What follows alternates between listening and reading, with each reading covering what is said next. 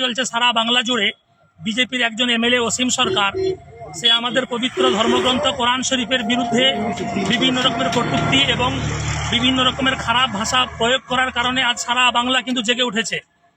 আমাদের পবিত্র কালাম পাকের বিরুদ্ধে বিভিন্ন রকমের খারাপ মন্তব্য করার কারণে বিভিন্ন জায়গায় তার নামে এফআইআরও হচ্ছে। তাই সেই সূত্রে আমরা সাগর ব্লকের পক্ষ থেকে সাগরের কর্মীবৃন্দগণ জমিয়তে আমরা সাগরপাড়ায় এসে আজকের এফআইআর দায়ের করলাম এবং আমাদেরকে রিসিভ কপিও দিয়ে দিয়েছেন সঙ্গে সঙ্গে। যাই হোক, এটুকু বলতে চাই, ভারতবর্ষ তথা পশ্চিমবঙ্গ আমাদের একটা শান্তিপ্রিয় দেশ এবং শান্তিপ্রিয় একটা রাজ্য। আমাদের ভারত শান্তিপ্রিয় দেশ এবং শান্তিপ্রিয় রাজ্য পশ্চিমবঙ্গ। আমরা যুগ যুগ ধরে এখানে একত্রিত ধর্মের মানুষ বসবাস করে আসছি। সকলকে সকলের ধর্মে আমরা সম্মান জানাই, সর্বধর্মকে আমরা সম্মান জানাই। কিন্তু আজকের কি এমন রাজনীতি শুরু হলো, কি এমন পরিস্থিতি দেশে এবং রাজ্যে শুরু হলো যে একটা ধর্মের মানুষকে তাদের প্রতি বিভিন্ন সময়ে তাদের প্রতি অত্যাচার, তাদের প্রতি জুলুম এবং তাদের ধর্মীয় গ্রন্থের উপরেও বিভিন্ন রকমের কটূক্তি, কুমন্ত্রণা বা বিভিন্ন রকমের গালাগালি ইত্যাদি করা হচ্ছে।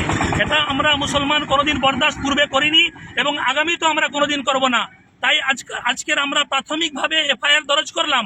যদি অবিলম্বে পশ্চিমবঙ্গ প্রশাসনের পক্ষ থেকে এইরকম কুলঙ্গারকে যদি গ্রেপ্তার না করা হয়, যদি প্রয়োজন পড়ে আগামীতে আমরা শান্তিপ্রিয়ভাবে বৃহত্তম আন্দোলনে নামবো সকলে ইনশাআল্লাহ।